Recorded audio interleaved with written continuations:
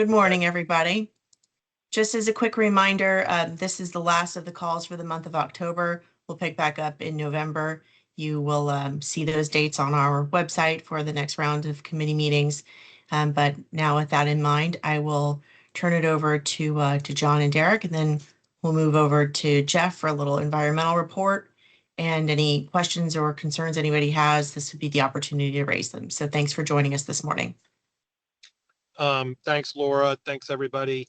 So a couple things. Let me just talk kind of overall 50,000 foot session, and then we've started to pull together bills of interest or potential interest, let's say, and we'll maybe cover that last. But not a hugely eventful committee week, which is what we anticipated.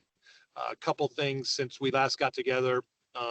The Speaker's office, the House, has dropped its multi-pronged proposal on income tax that we'll be happy to share with this group as soon as, if it hasn't been already, we'll get it out to Laura to disseminate if you're interested. There's a number of issues that call for constitutional amendment changes, and some are, one of them I think is just straight up a legislative fix. I have been traveling, so I haven't had a chance to do any deep dive on it. I know Derek probably has been studying it a lot closer than I have, which means if he's studied it at all, that it's much more than I have. So if there's questions about it, you can direct it to him. The other of note is that we're pursuing some Chapter 471 changes that we're supporting FBPE on, and Senator Debbie Mayfield has agreed to be our sponsor in the Senate, which I'm real excited about. As most of you know, her former husband, who passed a number of years ago, was an engineer, a PE in the House, and she's currently married to a PE. So, and she's got she's former Rules Chairman of the Senate. She's comes with a lot of seniority. So I'm very excited.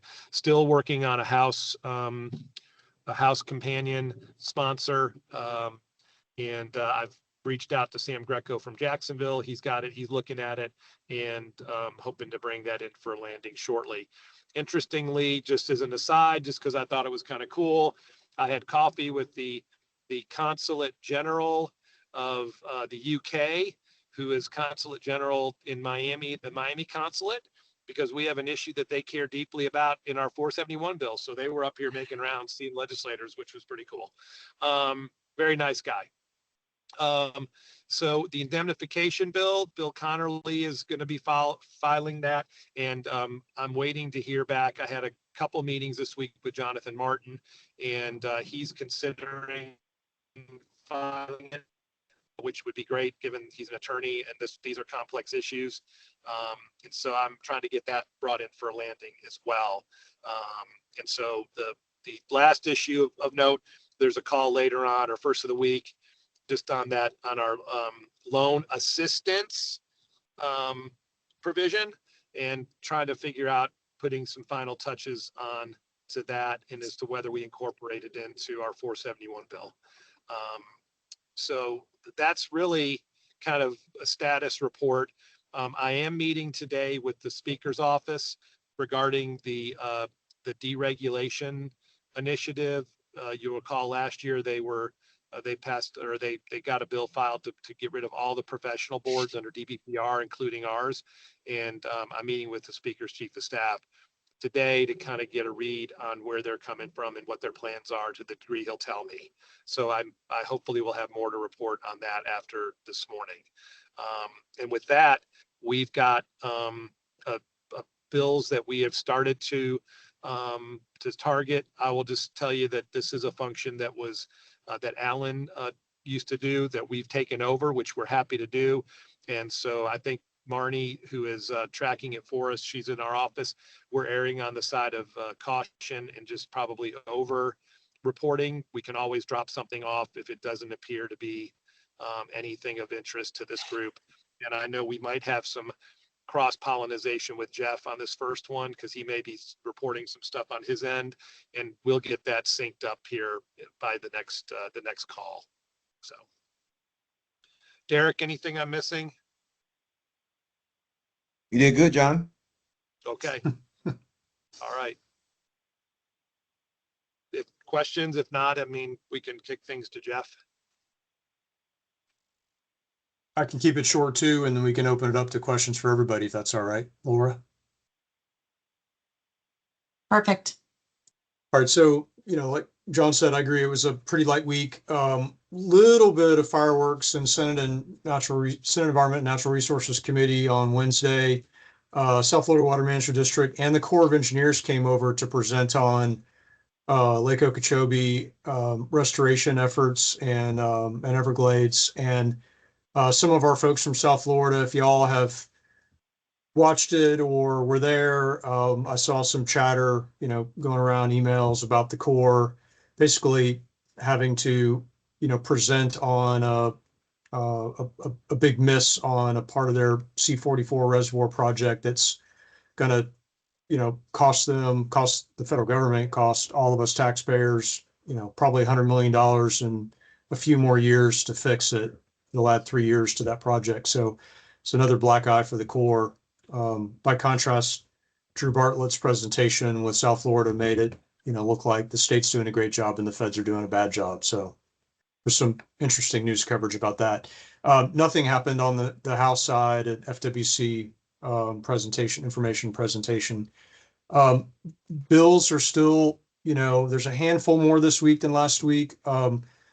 Nothing super interesting yet, maybe with the exception of a bill filed by Gates in the Senate and the House sponsors Abbott. It's a tweak to Senate Bill 180 last year, which is I think its final title when it was passed was like environmental disasters or something, but it was the one that applied, retroactive limitations on local governments to promulgate more restrictive requirements on development or redevelopment after hurricanes.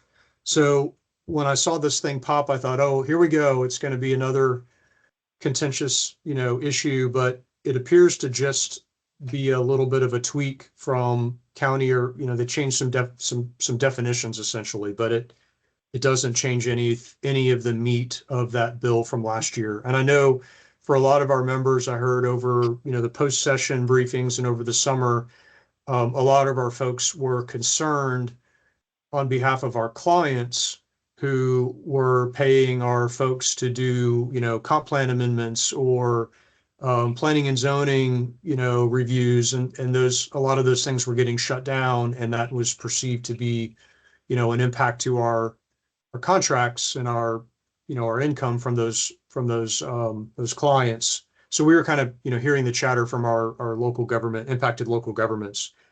This does not look to provide any kind of relief. It's not a doubling down. There's nothing new in here, but it's certainly not a letting up of the requirements that were put on SB 180 last year. That's all I have to share, all I plan to share, but I'm happy to take questions.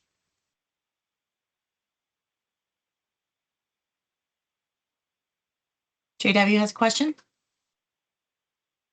Jumping back to Senate Bill 180, I guess, John and Jeff, I mean, what is the general attitude about that? I mean, I know 27 municipalities have now sued over it. I mean, what is the legislature's feeling about 180 and any significant changes? Jeff, you just said the other one was just kind of a definition clarification, but no changes on the skeleton.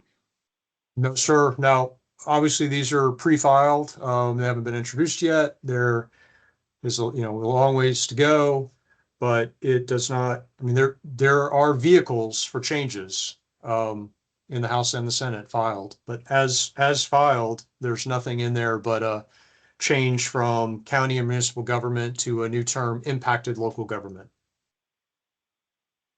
That's it. And I have no idea how the legislature feels about it. Yeah, I haven't heard anything, which leads me to believe they're going to let the court cases work themselves through and leave it lie.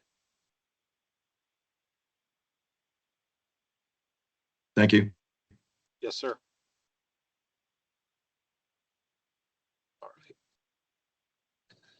anything Any else other then? questions from the group? Great. Well, we knew it'd be a short call, so, but it'll start ramping up, trust me. So, appreciate it. Okay, John, Derek, Thank Marnie, Have- Jeff, have a thank you great for your all. time. Thank you. All right. Thank you. Thank Have a Thank good you. day. Thank you. Everybody have a Bye-bye. great weekend. Thank you all.